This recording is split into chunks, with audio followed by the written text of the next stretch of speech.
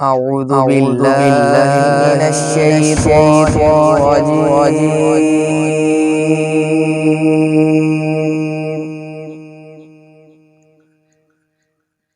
بسم الله الرحمن الرحيم.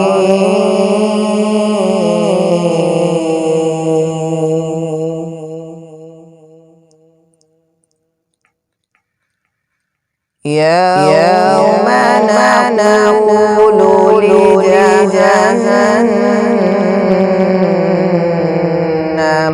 ملئت التأتي وتقول هل من مزيد.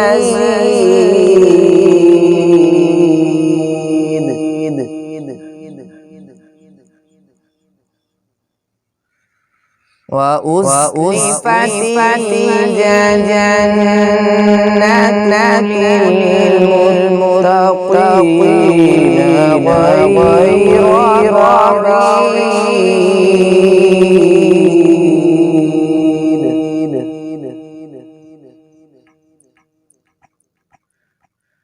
هذا توعدون لكل أواب حفيظ.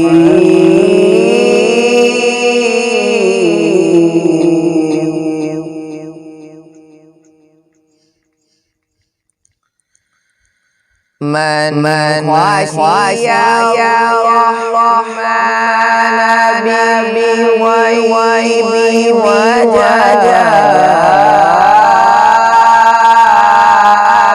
بقلب منيب ادخلوها بسلام.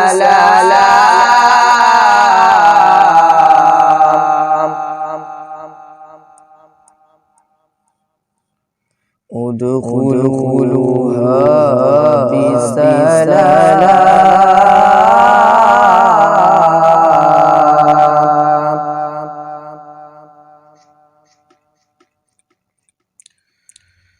ادخلوها بسلام ذلك يوم الخلود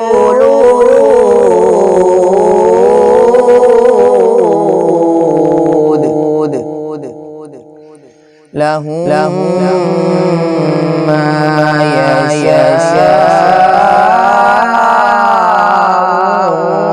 فيها ولدينا مزيد.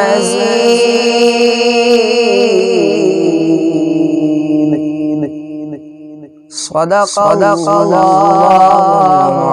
العظيم. وبلغنا رسول النبي الكريم الأمين.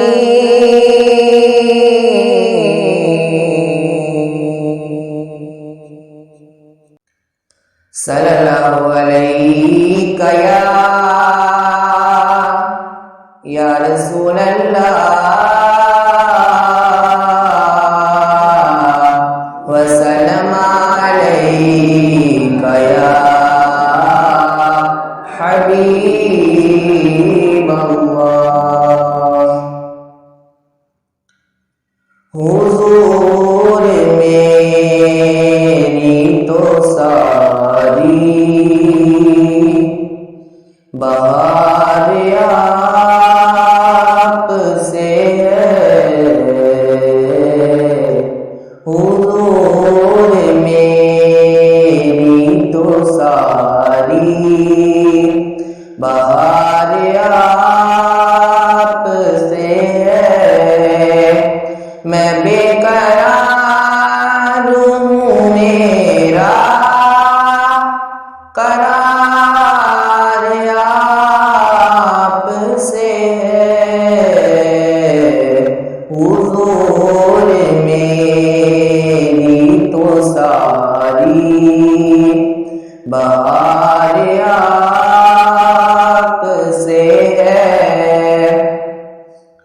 کہاں وہ عرض مدینہ، کہاں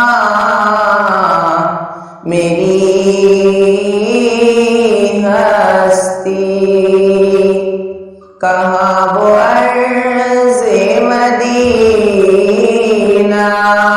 کہاں میری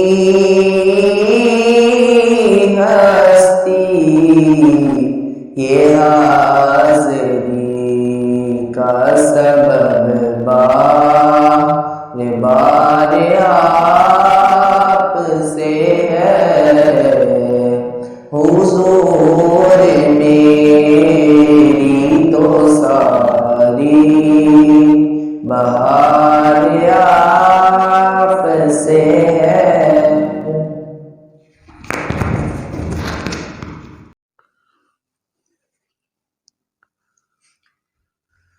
الحمد للہ رب العالمین،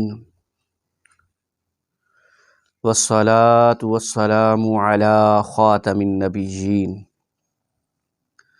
اما بعد فاعوذ باللہ من الشیطان الرجیم، بسم اللہ الرحمن الرحیم، پڑھیے الصلاة والسلام علیک یا رسول اللہ،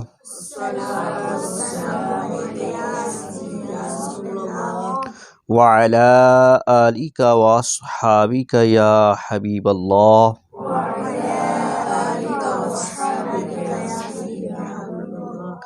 الصلاة والسلام عليك يا خاتم النبيين،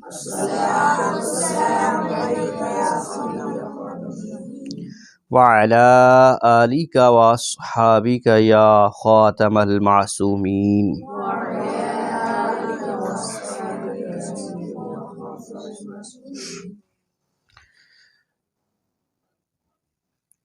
ہفتہ وار درس اور دین سیکھے میں ہم سب کو شرکت کی سعادت نصیب ہو رہی ہے۔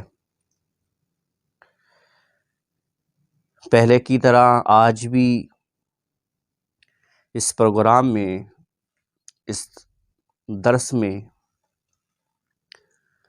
آپ کو بہت کچھ سیکھنے کو ملے گا۔ دعا کیجئے رب تعالیٰ میری زبان پر کلمت الحق جاری فرمائے۔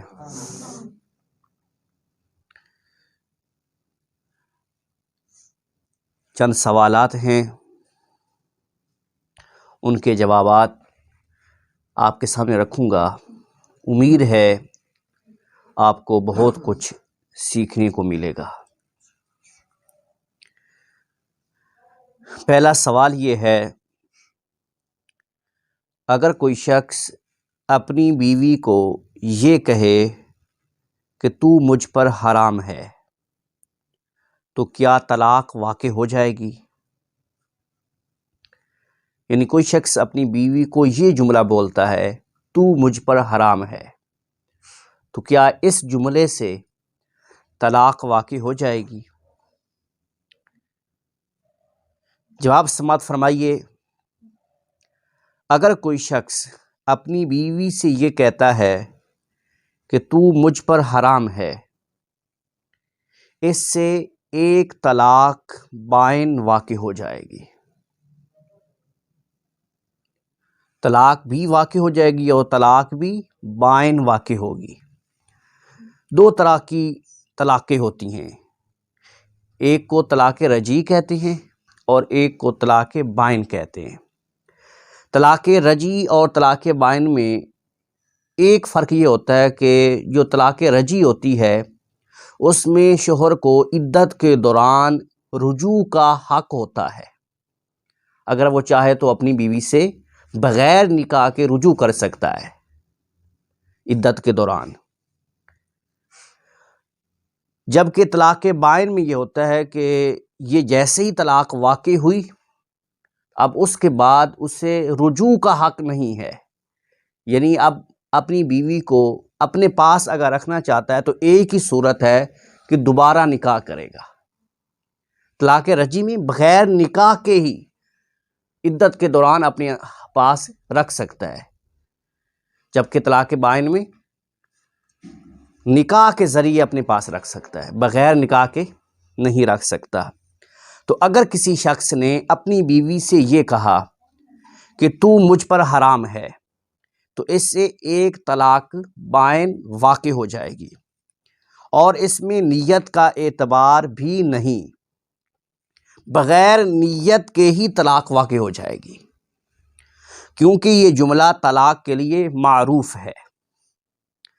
فتاوی رضویہ جلد 12 صفحہ نمبر 560 پر ہے، متاخرین نے کہا تو مجھ پر حرام ہے کہنے میں طلاق بائنہ واقع ہوگی، عرف کی وجہ سے نیت کے بغیر واقع ہوگی۔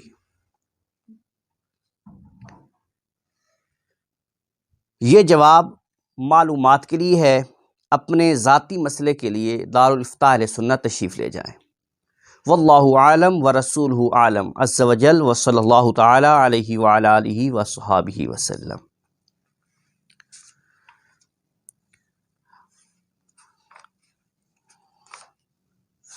دوسرا سوال یہ ہے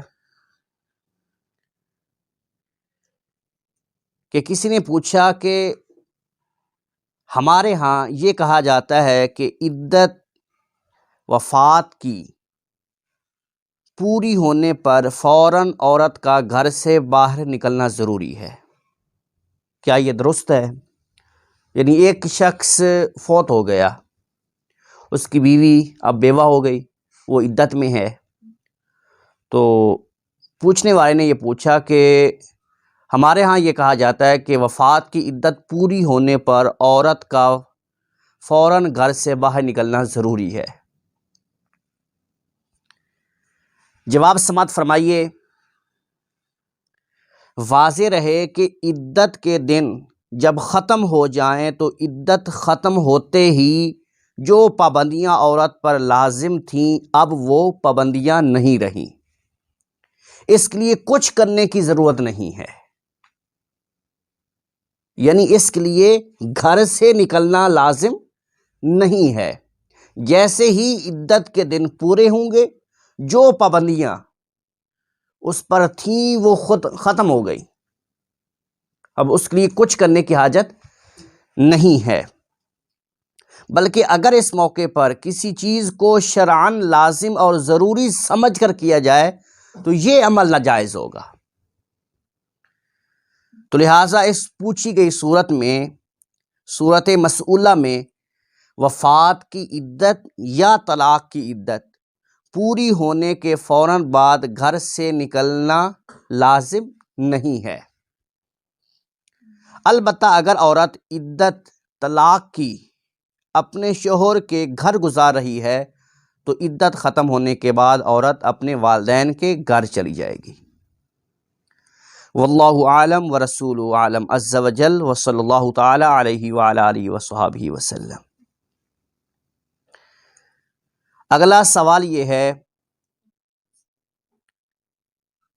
کہ جو لوگ کرسی پر بیٹھ کر نماز پڑھتے ہیں، اگر کوئی رکوع میں زیادہ جھکے اور سجدے میں کم جھکے تو کیا اس کی نماز ہو جائے گی؟ ایک شخص کرسی پہ بیٹھ کے نماز پڑھتا ہے، رکوع میں زیادہ جھکتا ہے اور سجدے میں کم جھکتا ہے، تو کیا اس طرح اس کی نماز ہو جائے گی؟ یہ سوال ہے۔ جواب سماعت فرمائیے، اصل مسئلے کے جواب سے پہلے تھوڑی تفصیل جان لیں۔ دو طرح کے افراد کو بیٹھ کر نماز پڑھنے کی اجازت ہے۔ کتنے طرح کی؟ دو طرح کے افراد کو بیٹھ کر نماز پڑھنے کی اجازت ہے۔ پہلا، جو شخص قیام نہیں کر سکتا لیکن رکوع اور سجود کر سکتا ہے۔ پہلا وہ شخص جو رکوع بھی کر سکتا ہے، سجدہ بھی کر سکتا ہے لیکن کھڑا نہیں ہو سکتا، قیام نہیں کر سکتا، پہلا وہ شخص۔ اور دوسرا وہ شخص کہ قیام تو کر سکتا ہے، یعنی کھڑا تو ہو سکتا ہے لیکن رکوع اور سجدہ نہیں کر سکتا۔ اب یہ دو طرح کے افراد ہیں جو بیٹھ کر نماز پڑھ سکتے ہیں۔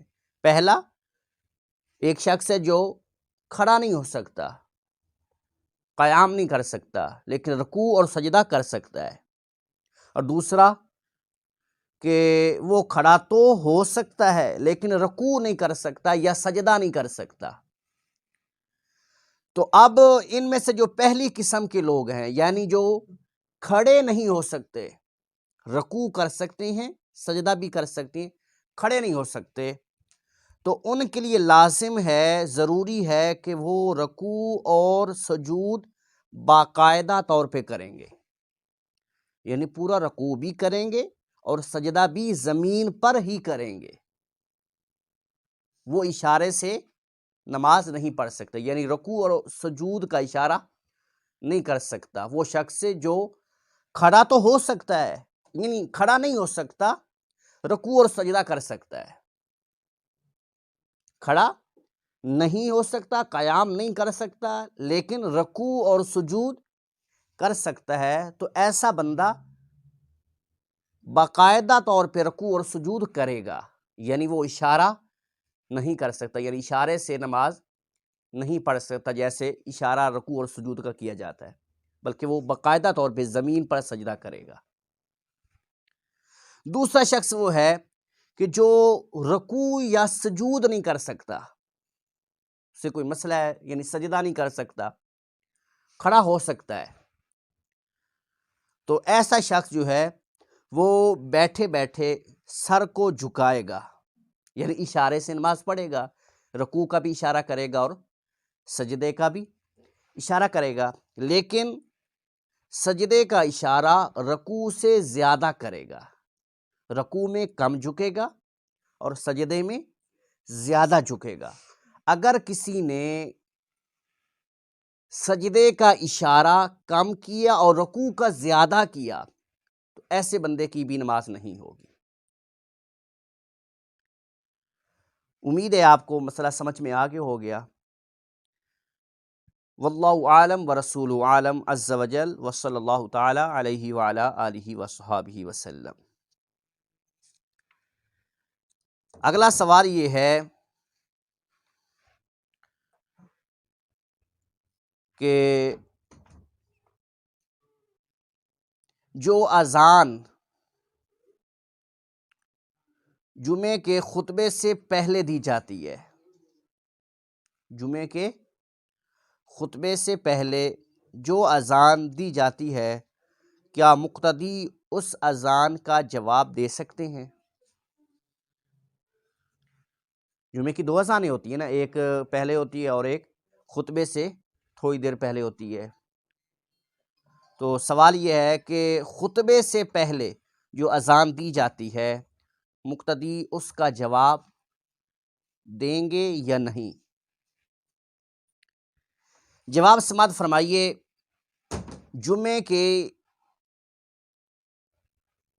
جمعے کی اذان ثانی کا جواب زبان سے نہیں دینا چاہیے، جمعے کی دوسری اذان کا جواب زبان سے نہیں دینا چاہیے کہ منع ہے۔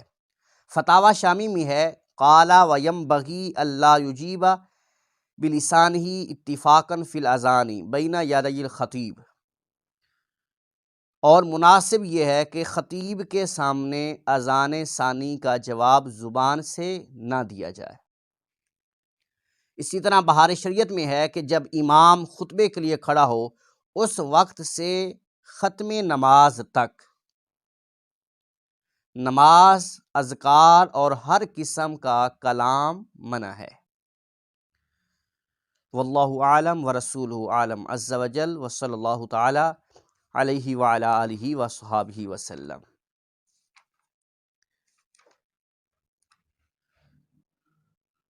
آخری سوال یہ ہے کہ سردیوں میں نماز کی حالت میں چادر کیسے اوڑھنی چاہیے؟ سردی ہوتی ہے، چادر لینی پڑتی ہے، تو نماز کی حالت میں چادر لینے کا طریقہ کیا ہے؟ جواب سماعت فرمائیے، نماز کی حالت میں چادر سر کے اوپر سے اغل بغل یعنی ایک کندھے سے دوسرے کندھے پر اوڑھ کر پڑھنی چاہیے۔ نماز کی حالت میں چادر سر کے اوپر سے اغل بغل یعنی ایک کندھے سے دوسرے کندھے پر اوڑھ کر پڑھنی چاہیے کہ یہی سنت ہے۔ اور حدیث پاک کا مفہوم ہی ہے، یہ حدیث کنز العمال کے اندر 7ویں جلد میں ہے، جس کا مفہوم یہ ہے کہ اللہ تعالیٰ ایسے نمازیوں کی طرف نظر رحمت نہیں فرماتا جو سر کے اوپر سے چادر نہیں لیتے، تو لہٰذا چادر کو سر کے اوپر سے لینا چاہیے نماز کی حالت میں۔ ہاں البتہ اگر کوئی فقط کندھوں کے اوپر سے چادر اوڑھ کر نماز پڑھتا ہے تو اس کی نماز درست ہے۔ اسی طرح فتاوی امجدیہ جلد 1 میں ہے، صدر الشریعہ حضرت مفتی امجد علی اعظمی رحمۃ اللہ تعالی علیہ، آپ سے اسی طرح کا سوال ہوا تو آپ نے ارشاد فرمایا چادر اوڑھنے میں بہتر یہ ہے کہ سر کے اوپر سے اوڑھے، کہ اس طرح اوڑھنا سنت ہے، اور اگر کسی نے کندھے کے اوپر سے لی تو جب بھی نماز ہو جائے گی، نماز میں کراہت نہیں۔ واللہ عالم ورسولہ عالم عز وجل، وصلی اللہ تعالی علیہ وعلی آلہ وصحبہ وسلم۔